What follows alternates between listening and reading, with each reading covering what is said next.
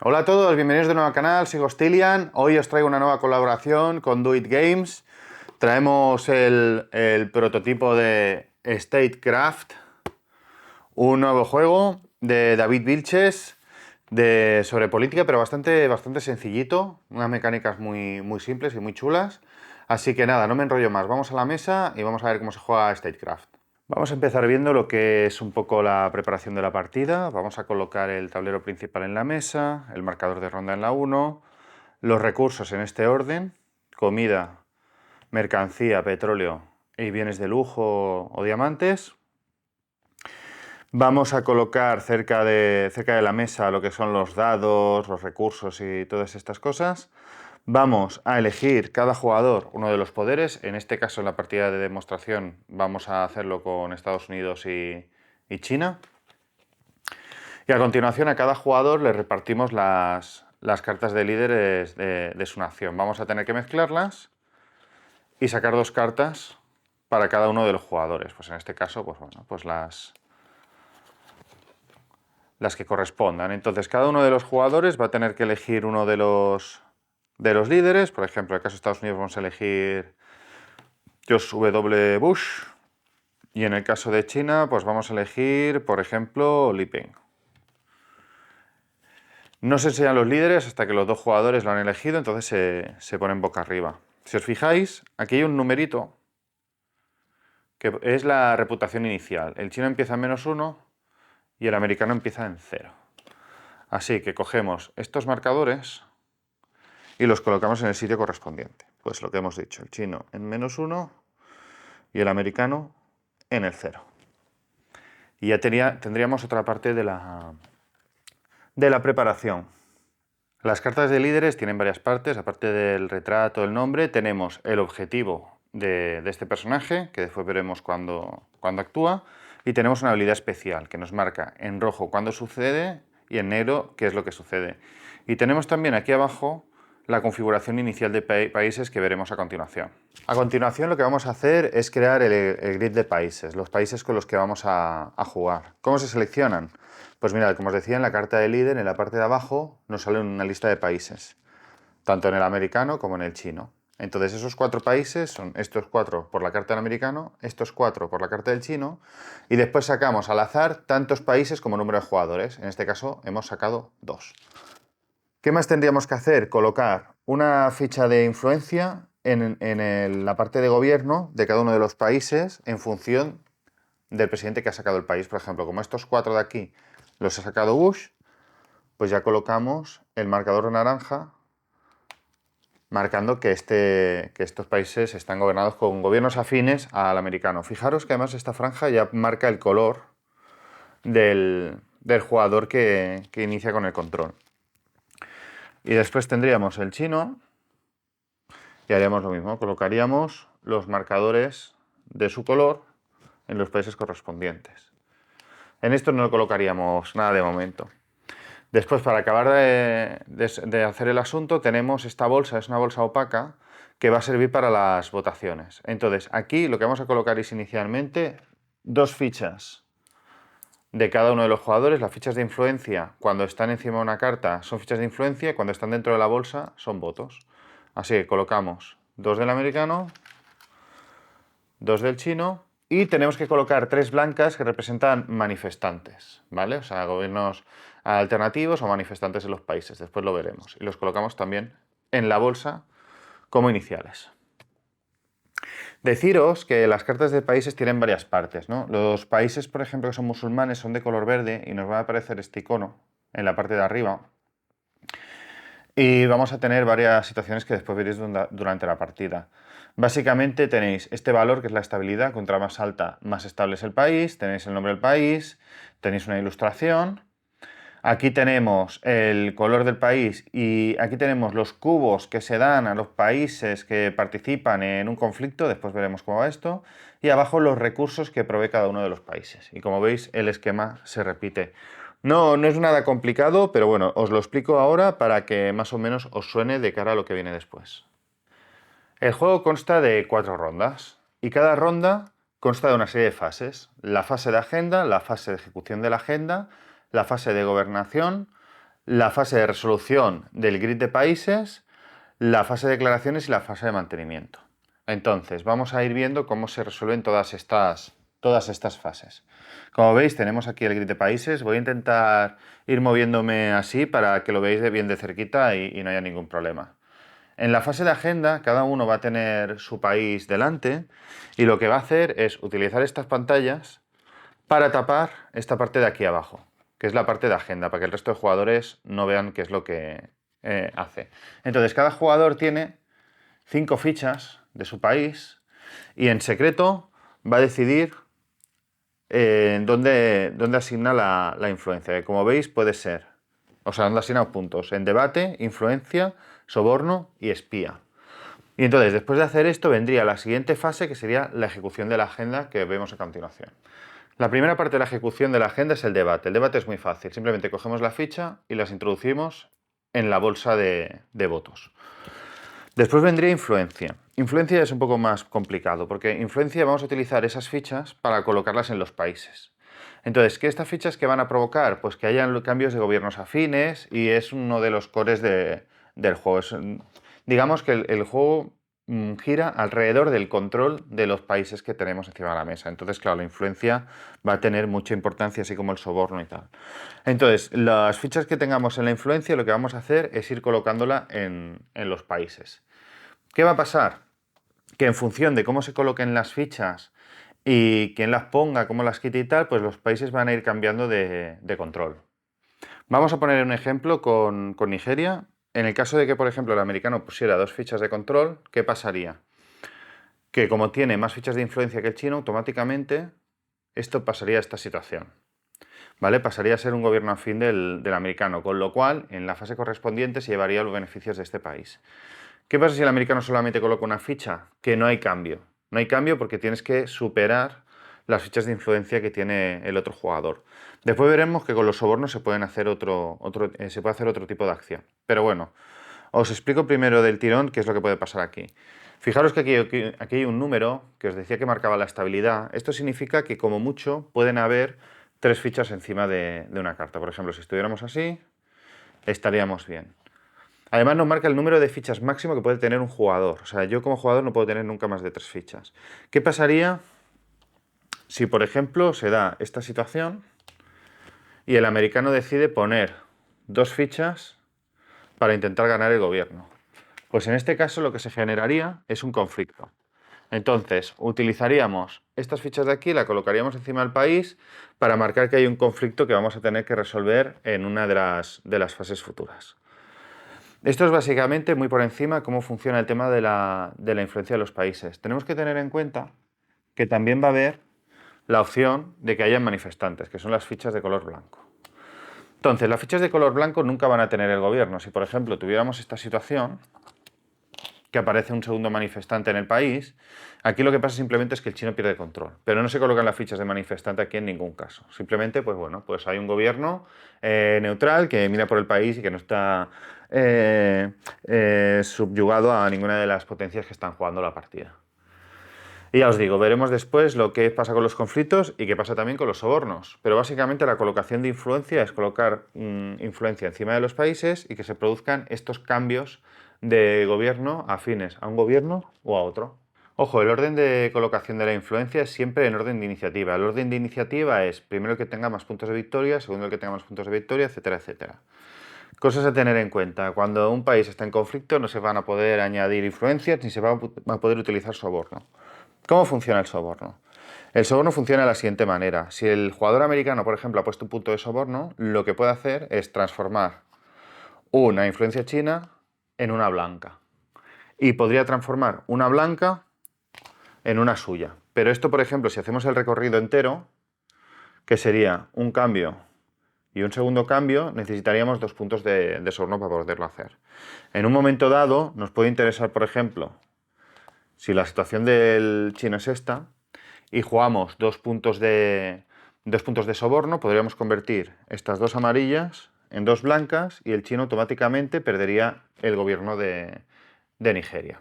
Y esto sería el funcionamiento del soborno, que se jugaría también en orden de iniciativa, de más puntos de victoria a menos puntos de victoria.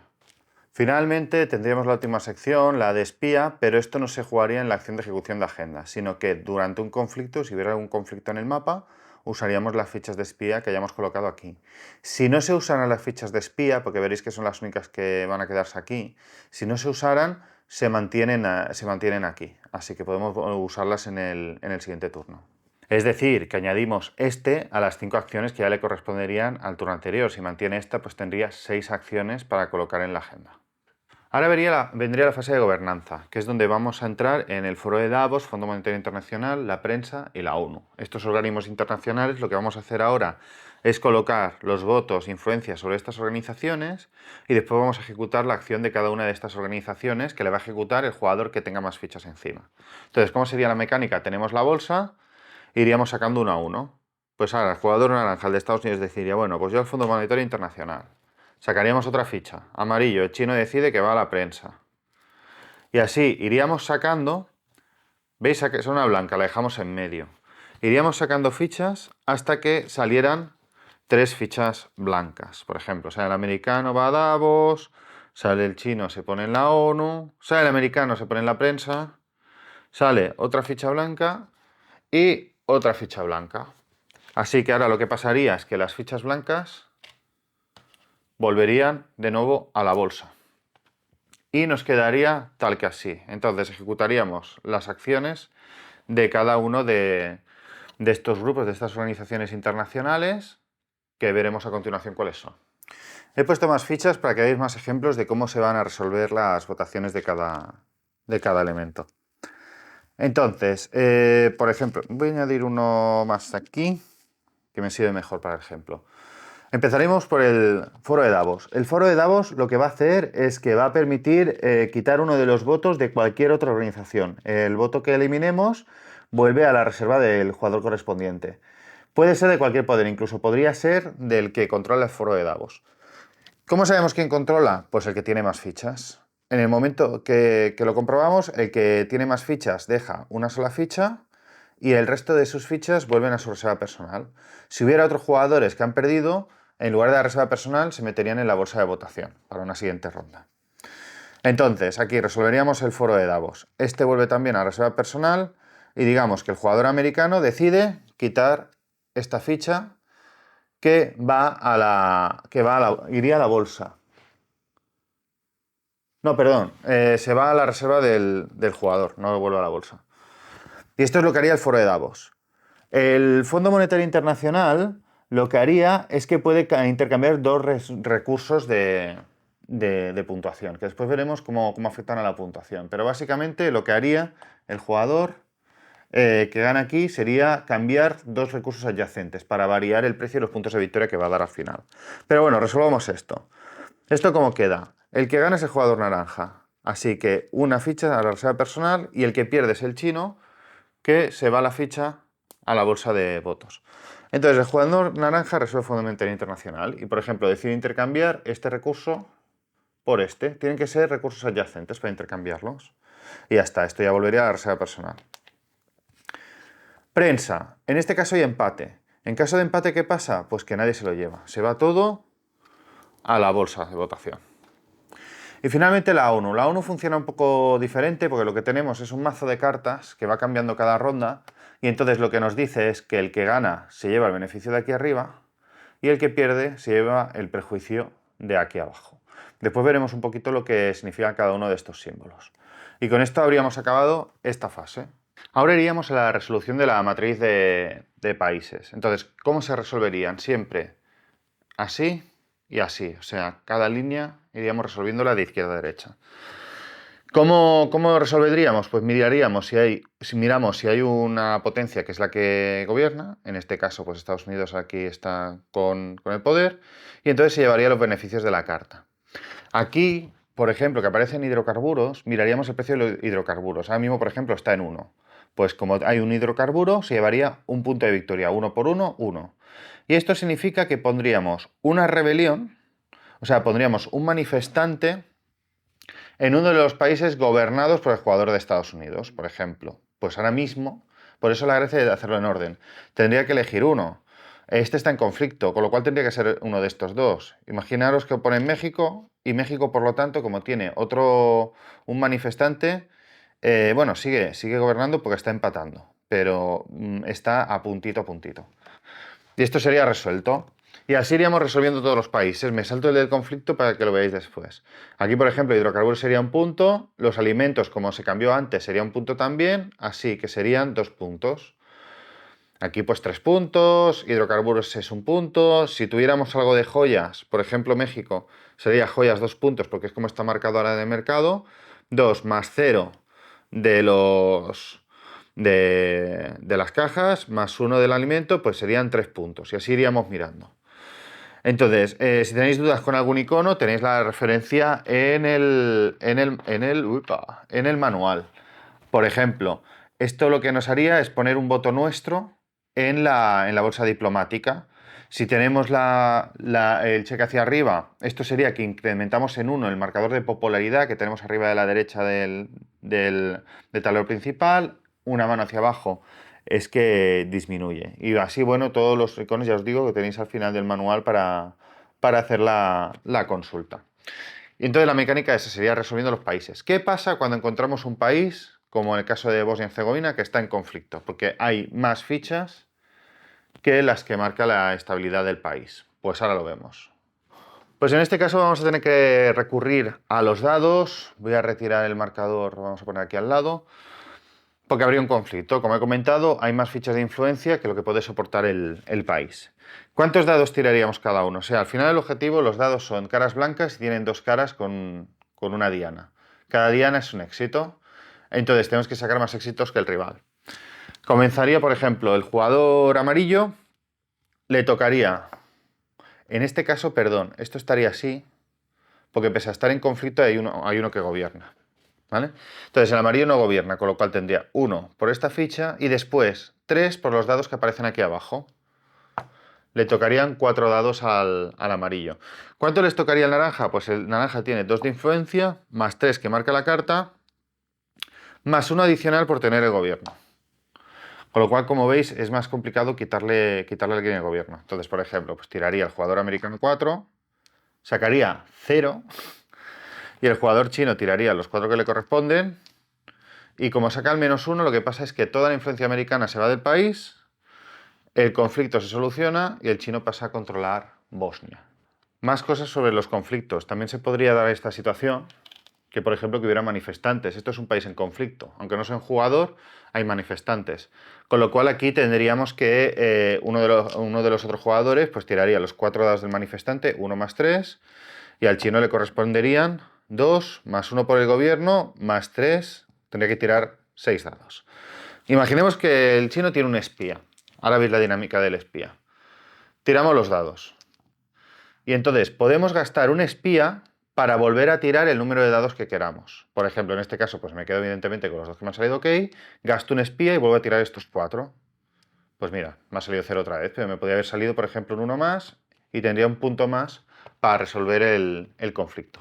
Y así es como funcionan los espías durante los conflictos. Si no los gastamos, pues vamos a acumular un punto más de acción para la siguiente ronda. Y finalmente iríamos a la fase de declaraciones, que es la última fase, y aquí lo que vamos a hacer es revisar lo que tenemos aquí arriba en la carta de cada líder, que es una condición por la cual su popularidad va a subir o bajar. En el caso del jugador chino nos dice que no haya más de 2 manifestantes en países con un gobierno amigo de China. Pues si no se diera la condición, pues el chino subiría un punto de popularidad. En el caso de que no cumpla, todo lo contrario, bajaría. Y así lo hacemos con los 2 jugadores. Imaginemos que, bueno, pues que este sube y este baja.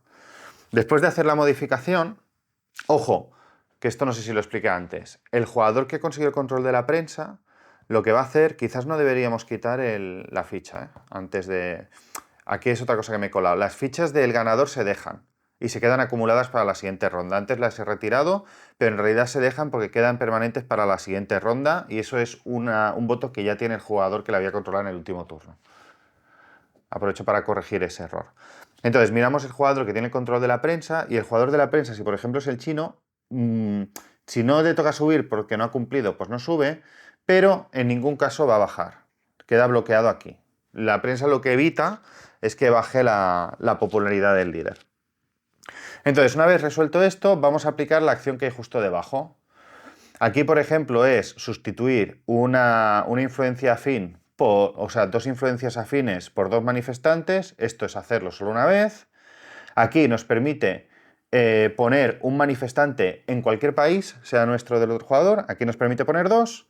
Aquí nos permite una acción de soborno inmediata. Aquí 2 acciones de soborno inmediata. Y finalmente en top nos permite elegir una de las acciones de aquí. Y además nos va a permitir que los manifestantes, en caso de que solamente haya un jugador aquí, nos va a permitir que los manifestantes cuenten para el jugador que esté en esta posición, con lo cual bastante chulo llegar a la fase, a la parte top de ese track de popularidad. Y para acabar la ronda haríamos un pequeño mantenimiento, que es aumentar la ronda. Si estuviéramos ya en la 4, pues iniciaríamos la puntuación final. Si no lo hemos hecho ya, volvemos a introducir los 3 marcadores neutrales en la bolsa de votación y revelaríamos una nueva carta de votación de las Naciones Unidas. Puntuación final. Pues la puntuación final será la que tengamos en el marcador en este momento. Además, sumaríamos lo que tengamos en el track de popularidad. Por ejemplo, en este caso el naranja sumaría 1 y el amarillo restaría 1 punto. Sumaríamos 2 puntos por cada país que tenga un gobierno afín. Sumaríamos 1 punto si nos ha quedado algún espía en la agenda después de la última ronda, por cada espía que nos haya quedado en la agenda. Y 1 punto por cada 2 votos que hayan quedado en la bolsa diplomática. Y el que tenga más puntos de victoria, pues gana la partida. Pues hasta aquí el vídeo de hoy, espero que os haya sido de interés. A mí me parece que es un juego muy chulo, con muy pocas reglas, muy fácil de explicar y que nos va a dar bastante partidas de diversión, yo creo. Es un juego muy interesante, muy de actualidad y puede estar, yo creo que va a estar muy interesante y va a llamar mucho la atención cuando se comience a sacar a la mesa. Así que nada, ya me diréis si he cometido algún error o si tenéis alguna duda, cualquier cosa ya sabéis, escribís un comentario, sobre todo darle a me gusta y suscribiros al canal. Nos vemos en el próximo vídeo. ¡Hasta luego!